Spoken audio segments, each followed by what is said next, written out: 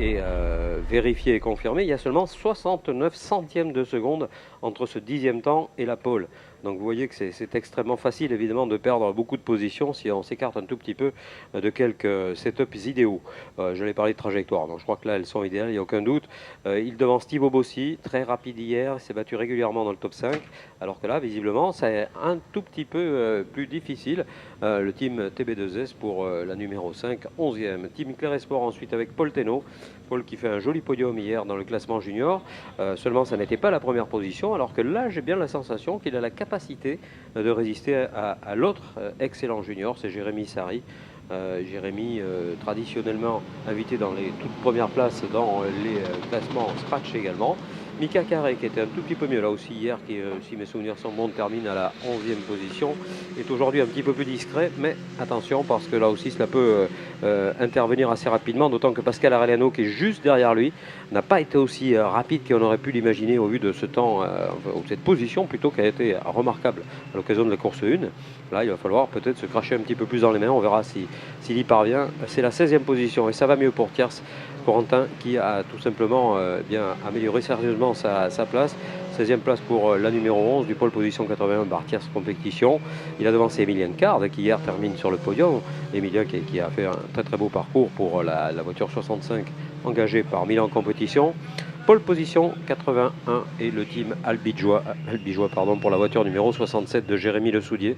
Là aussi on sait qu'il y a beaucoup de talent.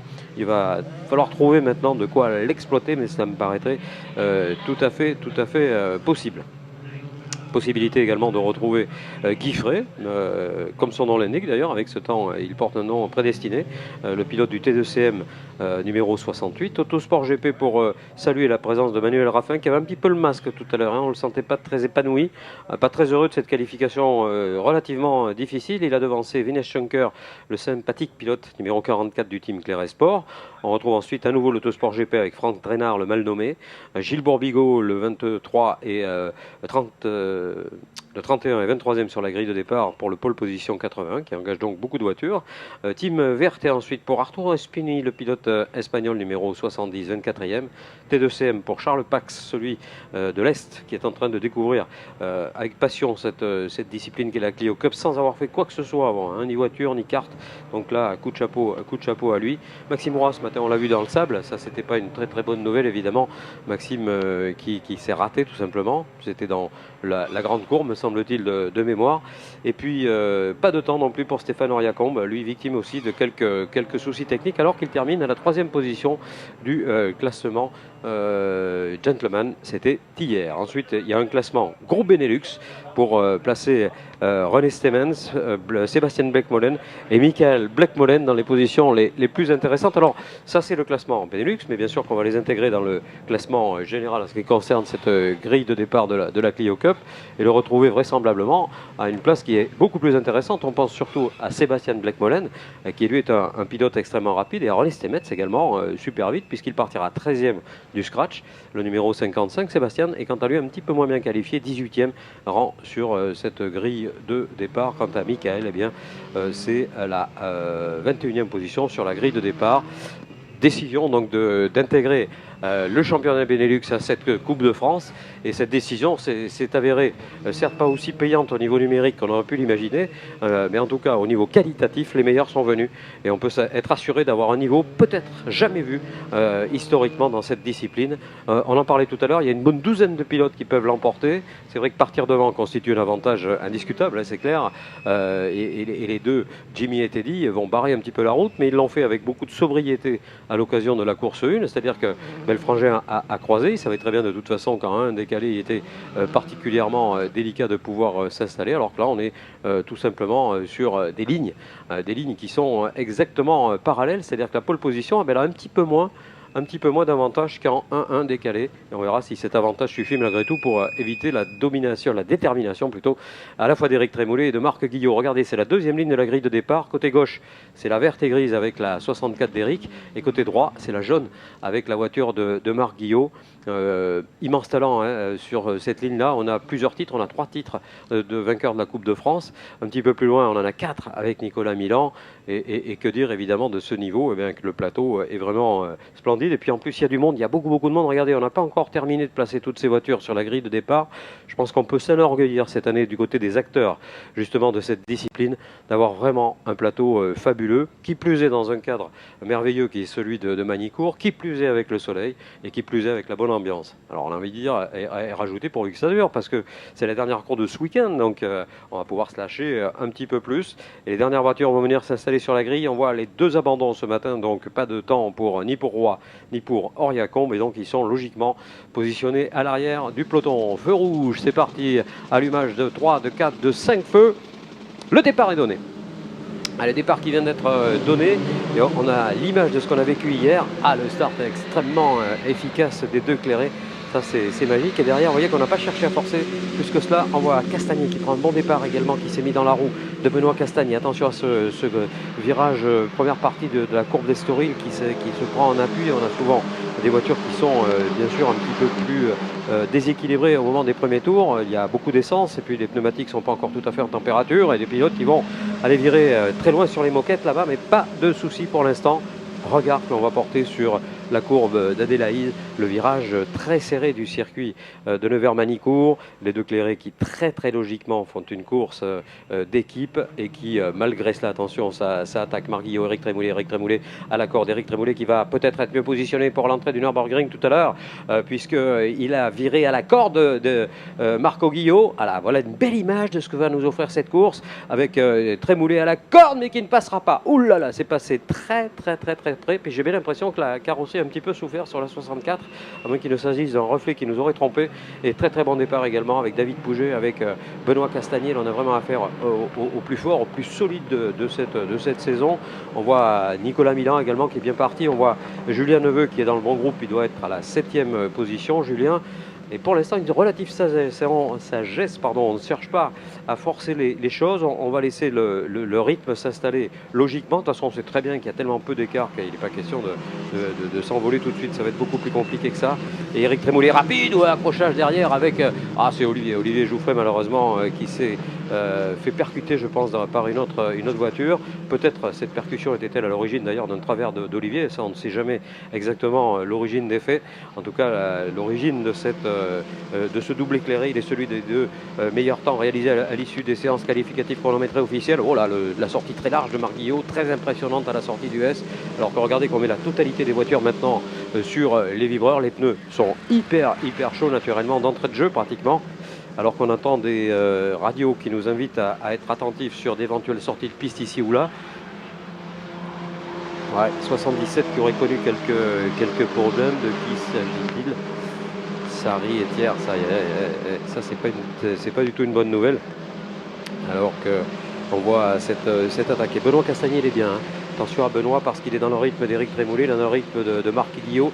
Il est à la position de 5e. On voit qu'il a devancé un petit peu David Pouget. On voit qu'il est pas mal, Julien Neveu également pour cette position. Et on attend également le retour de Thibaut Bossy. Et voilà, ce retour qui s'effectue de manière très construite et très intelligente puisqu'il est actuellement pointé 8e. Et voilà.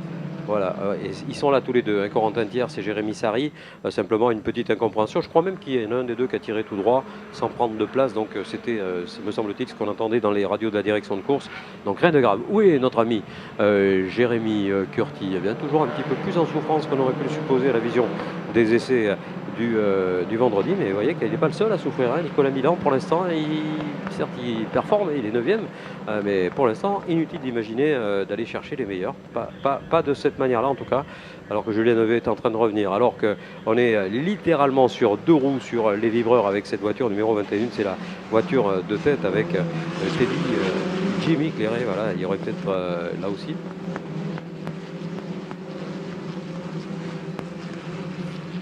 Oui, c'était Jimmy, me semble-t-il, qui avait gagné hier, parce qu'on a toujours tendance à confondre. Il me semble que c'est Jimmy qui avait gagné, oui. Ils étaient tellement proches qu'on arrive à... Ouais, c'est Jimmy qui avait gagné, donc c'est bel et bien la scénarii identique qui nous est proposée. Et regardez cette image absolument superbe là, de ce groupe de voitures qui est toujours complètement liées l'une à l'autre. Attention, cette liaison, on va peut-être se défaire justement concernant la 3e position de Marc Guillot. Marc Guillot qui a promis à ses amis et aux gens qui le suivent de gagner cette course. Alors on va voir s'il y parvient. Marc Guillot qui roule à la 3e position pour l'instant d'un groupe toujours dominé par les Clairet. Et très sincèrement, pour l'instant, ils ont une maîtrise parfaite de leur sujet. C'est à peu près l'image de ce qu'on a vécu hier. Il n'y a pas d'histoire. Ils ont quelque chose de plus. Ils ont tout de suite trouvé le rythme, tout de suite pris la cadence. Et la cadence, même des gens du talent de Guillot, même des gens du talent de Trémoulet ou encore de Castagnet, mais pour l'instant, elle est trop rapide pour pouvoir espérer quelque chose, même si on voit que sur les parties lentes, évidemment, de manière physique et dynamique, les écarts se resserrent. On va regarder quand même les temps réalisés par Marc, parce que Marc, il me paraît sur une phase de course très rapide, Marc Guillot qui a recollé à l'instant l'arrière-train de Clairet. Voilà, c'est fait pour un freinage dans le 180, parfaitement appliqué, ceci dit, par le pilote de la voiture numéro 20. Pas de souci pour rester à cette 2e position pour l'instant. La relance et le retour sur Imola pour ce groupe de tête. Groupe de tête toujours conduit par Jimmy Clairet. Les temps, c'est lui qui les affiche, hein, c'est lui qui crée pour l'instant la référence absolue chronométriquement. C'est un petit peu plus compliqué pour le dossard numéro 20 de Teddy, qui me semble peut-être un petit peu plus en souffrance pour l'instant. Alors est-ce qu'on a choisi des réglages différents sur les deux autos? C'est très possible, hein, parce qu'ils connaissent bien toutes les ficelles, et on peut imaginer qu'on a privilégié peut-être des pressions un peu plus élevées pour la voiture de tête, de manière à ce qu'elle puisse creuser d'entrée l'écart. Bon, ben là, on extrapole complètement, hein, mais ça fait rien, on est là pour imaginer aussi l'attaque de Marc Guillot. Magnifique attaque de Marc, hein, et croisée immédiatement par Clairet. Est-ce que ça va passer? Ouais, c'est compliqué, il est obligé de tirer tout droit, et le contact qui a été évité d'extrême justesse, et c'est Eric Trémoulet qui en profite pour passer.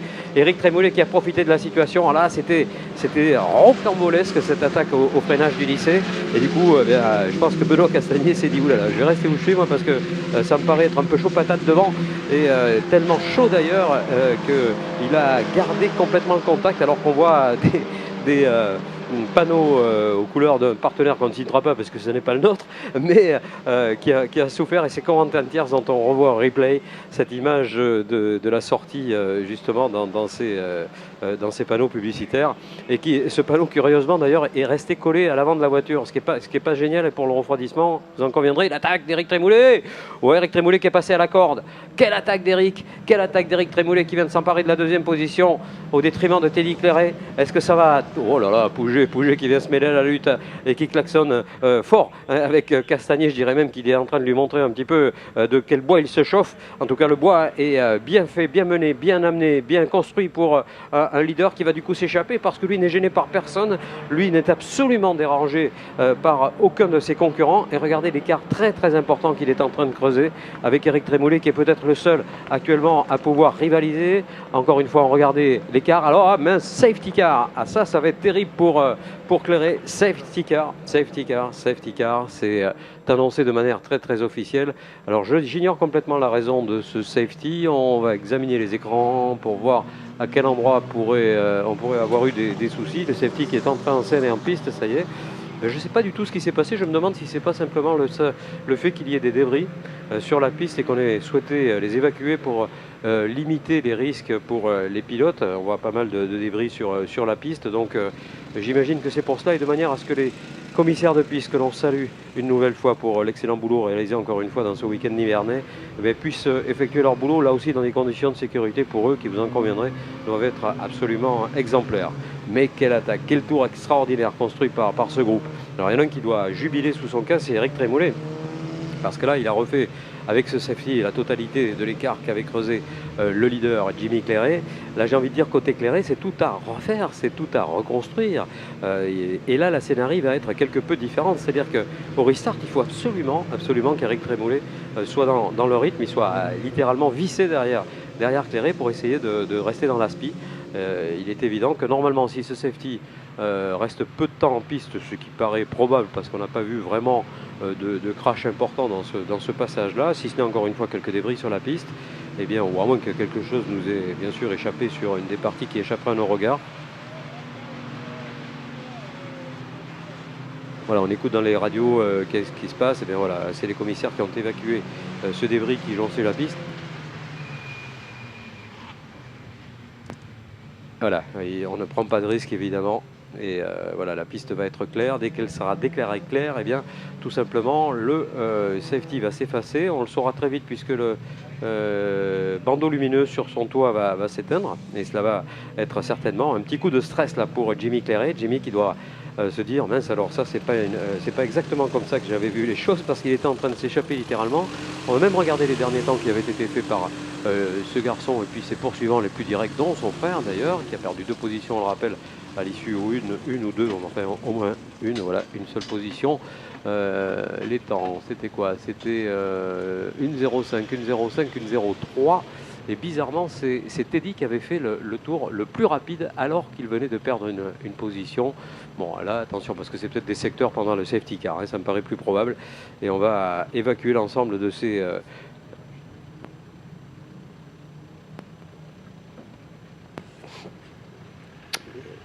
débris qui sont en passe d'être complètement évacués, et je pense que les safety devraient au prochain passage pouvoir laisser la piste à nouveau libre à ces voitures. C'est chaud, hein, chaud à tous les niveaux. Dans les voitures, il doit faire une chaleur absolument torride. On rappelle que, bien sûr, ces voitures fermées doivent... c'est pas comme lorsqu'on n'a pas de clim et qu'on peut descendre les vitres. Là, il n'y en a pas question, puisque tout simplement, on perdrait beaucoup d'aéro dans la ligne droite, comme ça s'est produit d'ailleurs pour un des pilotes à l'occasion de la première course hier. Et on voit Jérémy Curti. Où est-il, Jérémy? Il est dans le top 10, mais bon, c'est un petit peu compliqué quand même. Et avec la 69, il est 10e. Juste derrière Thibaut Bossy, qui est en train de continuer d'effectuer son retour, même si les alternances se sont produites au dernier passage. Thibaut qui était 8 tout à l'heure, qui est 9 maintenant. Jérémy Curti est derrière. On retrouve ensuite René Stemens, le pilote hollandais numéro 55 à la 11e position. Et puis à l'arrière, naturellement, tous ceux qui ont eu quelques galères. On pense à Corentin Thiers, à l'origine de ce safety car. Corentin qui pilote la voiture numéro 11, mais depuis très très loin. Côté junior, c'est Teno devant Sarri, devant le Soudier. Voilà, un beau podium provisoire. Et côté ancien, ben, c'est encore Pascal Arellano qui pourrait s'emparer du leadership, à condition que Manu Raffin, qui me paraît quand même beaucoup mieux, le pilote de la 12, beaucoup mieux qu'hier, puisse retrouver des altitudes habituelles pour lui, c'est-à-dire le plus haute marche du podium en catégorie gentleman. Voilà, il me semble qu'il pourrait y avoir un restart d'ici quelques secondes. Non, pas encore, hein. Pas encore. Encore un tour sous safety. Mince alors, ça ne nous arrange pas, ça, parce que la course va être amputée d'une série de tours qui vont nous manquer un petit peu sur un plan sportif et visuel surtout. Et ensuite, il sera un petit peu plus difficile, évidemment, à des pilotes qui avaient réussi des départs assez moyens de pouvoir s'impliquer dans des positions beaucoup plus intéressantes.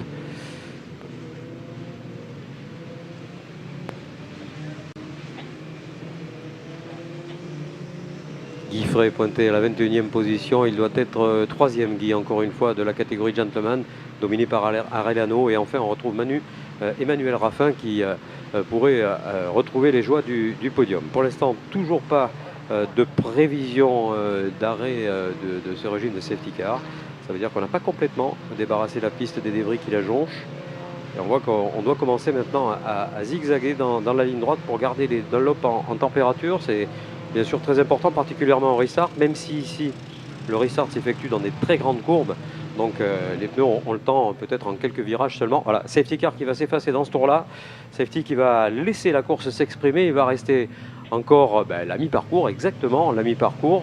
Allez, régalez-vous, régalez-nous, messieurs pilotes de la Clio Cup et de sa Coupe de France. Car vraiment cette saison est particulièrement indécise, particulièrement difficile, particulièrement disputée.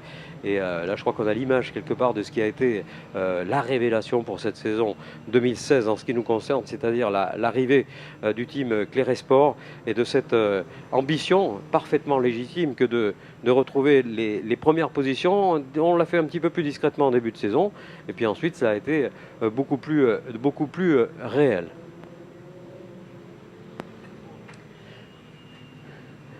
Voilà donc ce dernier passage sous régime de safety car qui va autoriser la relance dans quelques instants. Une relance amenée par Jimmy Claret. Jimmy qui aura sur ses basques un Éric Trémoulet démonté absolument après ce passage absolument magnifique au cœur du peloton, au cœur en tout cas de la tête de course plus exactement. Et attention à ce nouveau départ, les voitures mettent beaucoup plus de temps évidemment sous safety à boucler la totalité du tour. On doit arriver, si je ne m'abuse, sur les courbes d'Imola, donc on n'est plus très loin évidemment de rejoindre la ligne de départ. Et regardez, l'attitude d'Éric Trémoulet, elle est intéressante, hein. Il reste carrément collé à la voiture de devant. Il va falloir trouver le bon rythme. Alors, moi, j'ai tendance à penser qu'il va accélérer très tôt, Clairet. Mais bon, j'imagine aussi que Trémoulet va faire exactement la même chose. Attention tout de même dans la première courbe à gauche, là, qui est toujours un petit peu difficile lorsqu'on relance. Et là, il y a au moins 4-5 voitures. Regardez cette détermination, que c'est beau, que c'est beau, que c'est beau. Pourquoi pas Marc Guillot également, hein, qui pourrait profiter de ce restart. On connaît également l'ambition de Castagnet, on connaît la détermination de David Pouget, la numéro 15. Et attention, ce départ, voilà, c'est relancé déjà pour Clairet, bien suivi par Trémoulet, bien suivi également par l'autre Clairet, avec Marc Guillot qui est bien en restart également. Et regardez Castagnet qui va tenter de se déporter sur le côté gauche. Neveu qui va passer David Pouget, ça c'est le meilleur coup du jour. Et puis un petit écart qui va être généré du coup entre le top 5 et le groupe de chasse, à l'avantage bien entendu toujours de Jimmy Clairet. Jimmy qui a fait un nouveau départ absolument parfait, rien à dire de ce côté-là. Et Nicolas Milan toujours un petit peu loin par rapport à ce qu'il nous a habitué, avec Jérémy Curti qui se refait petit à petit une santé là, une santé pour l'instant assez fragile, on le répète, pour des hommes pourtant qualifiés de favoris. Et Neveu qui va devoir à nouveau résister à Pouget, Neveu qui va serrer la corde, c'est la voiture numéro 14 et ça devrait garder cette position. On en a même profité derrière pour Milan. C'est un malin Milan, il a pris cette aspi, elle était parfaitement inspirée, cette aspiration, celle évidemment du pilote Neveu qui s'était décalé sur le côté droit. Alors maintenant on arrive à l'entrée du Nürburgring, c'est une bataille qui est belle parce que Nicolas Milan, David Pouget à eux deux cumulent un nombre de titres absolument incroyable. Ouais, et attention à Thibaut Bossy qui est en train d'attaquer sur la corde. Ouh là là, le jeune Le Soudier malheureusement qui a été victime d'une touchette assez embêtante pour l'empêcher d'aller plus loin. Et le groupe de 5 qui est complètement formé, on voit une autre voiture au ralenti. Juste à la sortie de la courbe d'Adélaïde. On va voir évidemment assez rapidement l'identité de ce pilote. Et là devant, 5 voitures complètement. Et c'est Franck Trainard malheureusement, le pilote Autosport GP qui n'ira pas plus loin dans cette épreuve. Derrière par contre, le deuxième groupe il commence à être chaud bouillant. Et regardez les passages de Neveu, impressionnant. Il s'est complètement défait de Pouget. Ça c'est quand même assez spectaculaire à ce niveau de la course. Et puis avec cette aisance toute apparente, on va voir s'il arrive à garder cet espace. Julien va même réduire et rejoindre pourquoi pas le groupe de 5 devant, les furieux là qui sont passés avec Jimmy Clairet, avec Éric Trémoulet, avec Teddy Clairet et tous ceux qui sont capables de gagner cette épreuve. Il va rester combien de temps? 8 minutes et j'imagine que les temps autour vont s'améliorer. Meilleur temps, record du tour pour le pilote Marc Guillot, 1 minute 58 264. Marco qui nous offre un parcours encore une fois splendide. Alors lui c'est absolument ahurissant, il a gagné 2 fois cette coupe et il est encore pas rassasié de victoire, ça en est loin. Même son récent mariage ne l'a pas usé dans ce domaine non plus, même si on le verra tout à l'heure sur le podium arborer une combinaison s'il y va, évidemment extrêmement particulière, extrêmement sympa. Hier il y était déjà et on a croisé avec plaisir son épouse tout à l'heure qui semblait ravie de cette situation. Oula, et en pilote hollandais, c'est Blake Molen qui vient d'expédier Milan dehors. Ah, quel dommage. Blake Molen qui va se faire tirer les oreilles là, c'est sûr, parce qu'il venait de très loin et ça pourrait, pourquoi pas, demander et solliciter l'intervention d'un safety là. Et si jamais on n'arrive pas à le tirer à la ficelle, il va falloir arrêter un petit peu ces voitures. On revoit, ah non, c'est pas Blake Molen, pardon, c'est Stemets, notre pilote hollandais. Regardez, il partait de très loin. J'ai envie de dire, c'est freinage au panneau trop tard. Je vous fais un bloc pass et je m'appelle Stemets, mais c'est moi la victime principale. Bon, quelque part, la justice est rendue, à part évidemment la percussion dans Milan, à mon avis, qui va avoir des conséquences sur le fonctionnement de la voiture. À Trémoulet, il va vite. Il est en train d'effectuer un parcours absolument génial, sachant que Marc Guillot a obtenu le meilleur tour tout à l'heure, sachant que, à mon avis, ça leur pourrait être le cas maintenant pour Éric Trémoulet. Allez, peut-être maintenant, Éric qui va se porter à la corde dans la descente. Regardez cette voiture verte et grise avec ses nouveaux partenaires cette saison. Et l'attaque de Guillot par l'extérieur qui oblige Teddy Clairet à repousser complètement son freinage, qui implique également que revienne Benoît Castagnet dans ce groupe de chasse, de tête plus exactement. Et la chasse, attention, la chasse elle est bien née derrière. Et Marc Guillot qui qui est très bien sorti de la chicane. Marc qui va se porter à la corde de Teddy Terré qui devrait passer à mon avis. Ah ouais, ça devrait passer. Ouais, joli, magnifique dans le grand gauche. Et là, je peux vous dire qu'il faut vraiment avoir du courage. On va rester extrêmement poli naturellement pour attaquer à cet endroit. Et Stemets qui reste scotché sur la piste. Pour l'instant, pas d'intervention sollicitée pour le safety. Tant mieux, ça serait bien que ça aille jusqu'au bout comme ça. Il reste encore pratiquement 6 minutes dans cette épreuve. Et Marc Guillot rejoint, Julien Neveu rejoint à nouveau par David Pouget dans le groupe de chasse. Et la voiture est au milieu de la piste. Là c'est bizarre que l'on ne cherche pas à l'évacuer. On va peut-être laisser passer le peloton. L'attaque de Castagnet par l'extérieur, mais cette voiture est gênante, donc il faut absolument la voir pour bien sûr l'éviter. David Pouget qui a recollé à Julien Neveu. À l'arrière, évidemment, les choses se placent également et se précisent avec Thiers qui est remonté jusqu'à la 21e position avec Sarri qui cravache également, mais ça se passe loin. Alors que devant, on revoit cette image, safety car. Et voilà. Nouveau safety car. Là, c'est pas beau, c'est moche, je dirais même, parce qu'il reste 5 minutes. Donc je vois pas très bien comment on pourrait effectuer une relance. Ou alors ça serait une relance suicide hein, de quelques longueurs simplement. Ah, ça, c'est pas vraiment comme ça qu'on avait vu les choses, pas comme ça qu'on les avait espérées ni même imaginées. Mais cela fait partie évidemment de la course. Il n'était pas question de laisser cette voiture en plein milieu de la piste. Franchement, ça aurait été très difficile pour les commissaires d'aller la sortir à la ficelle parce que le peloton était suffisamment étiré. J'en connais un qui doit bouillir là, hein, c'est Eric Trémoulet. Franchement, là, il passe certainement proche de quelque chose de sympa. Ceci dit, cette deuxième position, elle est pas mal non plus, hein, parce que quand on fera nos calculs ce soir, ça va l'installer encore mieux, encore plus confortablement dans son leadership. Marc Guillot reprend beaucoup de points également avec cette troisième position, à condition qu'on en reste là. Encore une fois, on ne va pas anticiper. S'il y a un restart, c'est tant mieux.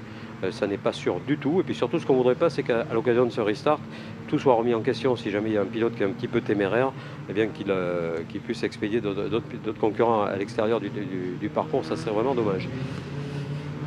Alors, écoutons patiemment ce qui se passe dans les radios de la direction de course pour avoir des informations sur le délai qui va être rendu nécessaire par l'évacuation de cette voiture hollandaise. On le répète, Stemets, à mon avis, qui aura quand même pas les félicitations du jury sur l'occasion là. Alors que Draxrow avait été demandé tout à l'heure pour la voiture numéro 14, je ne suis pas sûr qu'il ait été opéré, c'était Julien, et là c'est pareil, s'il l'a fait, d'accord. Il le fait, mais malheureusement pour lui c'est des gros points qui s'envolent là aussi. Ah, Julien, il a pris de la maturité. Hein. Maintenant, attention, il va falloir redouter ce garçon, notre Woody Allen à nous. Voilà, on va évacuer cette voiture. Donc il doit rester un seul tour sous safety, donc il est probable que l'on relance. À mon avis, il va y avoir une relance. Bon, si c'est le cas, ça sera le tour qui tue, le money time pour cette épreuve. Et avec David Pouget également qui fait mine de se débarrasser de la voiture qui est devant lui, celle de Castagnet. Ouais, c'est juste de l'intox, c'est juste pour dire, tu vois, on va repartir et moi, je serai là pour t'embêter. Voilà, c'est l'objectif évidemment, être le mieux placé possible. Alors, on a 2 pages, hein. On en est très heureux, mais c'est moins confortable pour commenter. Cette position, en tout cas du classement junior, devrait t'intégrer. Voilà, on va rentrer avec le safety. Il y aura bien un restart pour, allez, on va dire 2-3 tours. Et c'est à chaque fois un petit peu stressant, mais tant mieux. On est là pour aussi être full émotion là, sur ce type d'épreuve. Les pilotes qui doivent commencer à bouillir un petit peu sous leur casse, se disant est-ce qu'on va arriver à faire quelques tours complets sans être embêté par des accrochages. Ceci dit, est très difficile à éviter lorsqu'on a autant de voitures, il faut être clair, et très difficile aussi à éviter lorsqu'on a autant de détermination et d'enjeux dans l'exercice de cette nouvelle épreuve de la Coupe. 47e édition de ces épreuves promotion Renault. Et ça avait débuté en 1965, ça c'est sûr. C'est Jimmy Meusset qui l'avait emporté à bord d'une R8 Gordini. Et l'affaire était lancée. Et cette aventure était partie justement de cette initiative. Et à l'époque, qui paraissait un peu dingue et qui avait reçu un écho absolument fulgurant de la part de beaucoup de pilotes. Et on est presque 50 ans plus tard en train de vivre des émotions exactement identiques avec des voitures, évidemment, beaucoup plus performantes. Ça n'a plus grand-chose à voir. À l'époque, il faut savoir que les gens arrivaient sur les circuits avec la voiture avec laquelle ils rentraient chez eux le soir. Maintenant, on imagine assez mal que cela puisse se passer, bien sûr. Hein. Ça serait d'ailleurs pas permis, puisque ces voitures n'ont pas l'autorisation d'emprunter les routes. Allez, safety car in this lap, c'est-à-dire qu'on va relancer. Il va rester Ouais, pour un tour, ouais, ouais. Un tour plus un, hein, puisqu'il y a un tour qui est rajouté de toute façon au temps réglementaire. J'ai envie de dire, c'est toujours un petit peu comme les Superpoles, hein, c'est un petit peu à couteau tiré, mais ça fait partie ça aussi de la réglementation. Et voici les voitures. Regardez ce groupe de voitures. Regardez Guillot. Regardez Marc Guillot, la voiture jaune à la 3e position, comme il a envie d'aller à Vallée-Trémoulet. Voilà, la relance est partie pour Clairet. Jimmy qui a bien compris qu'il fallait qu'il creuse un petit écart. Et il l'a fait. Magnifique relance de Jimmy Clairet. Magnifique relance d'Éric Trémoulet, oh, qui sort très large, qui a failli même partir à la faute à la sortie de la chicane. Il a sauté littéralement cette chicane. Malheureusement, il va se voir dépasser à la fois par Teddy Clairet et seulement par Teddy Clairet. Mais ça, c'est dommage évidemment pour tous ceux qui se passionnent pour le parcours d'Éric Trémoulet.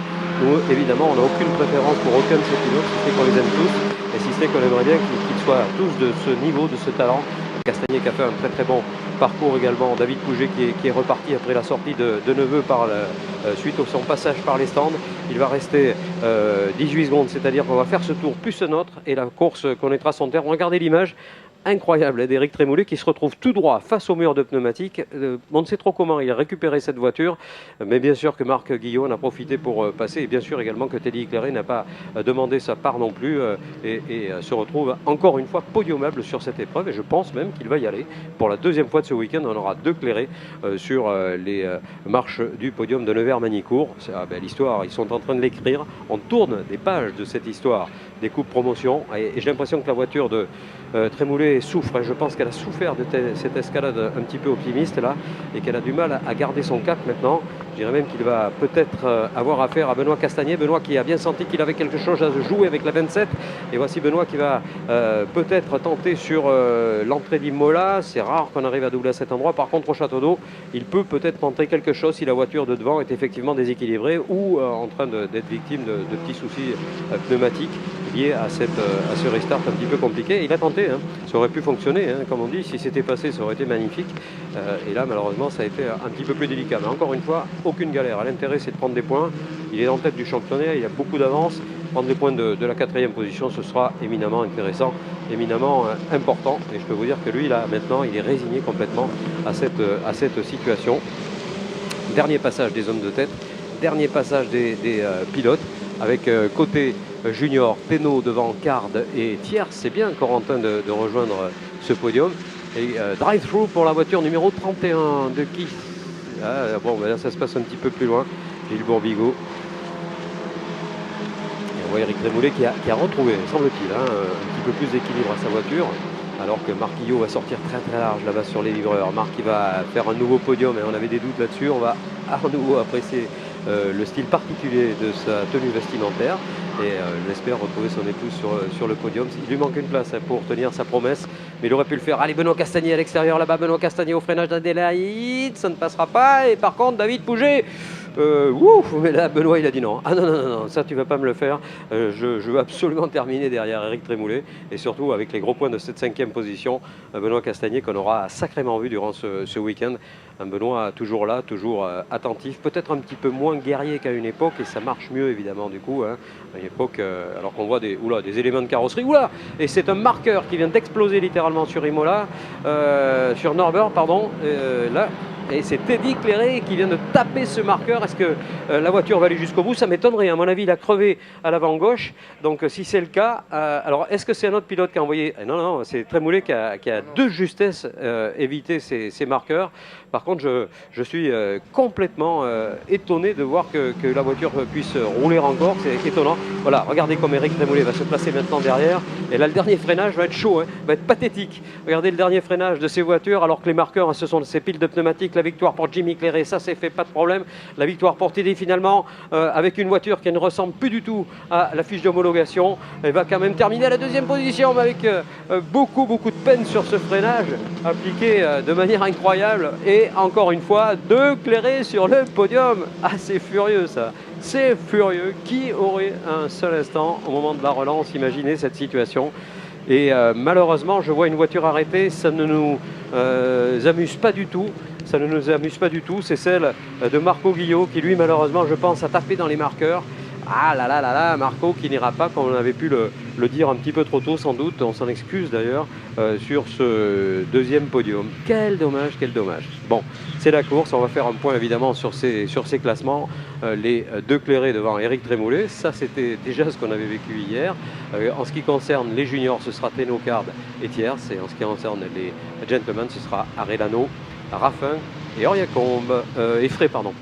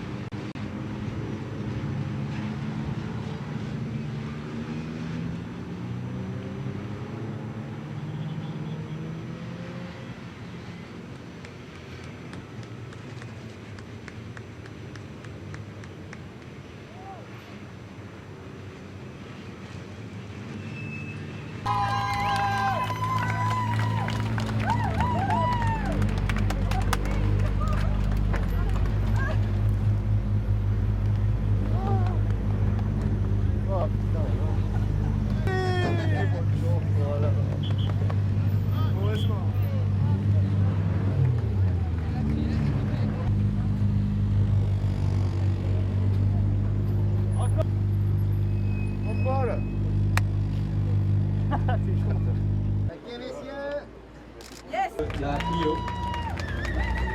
Et on est déjà impatient de traverser cette épée.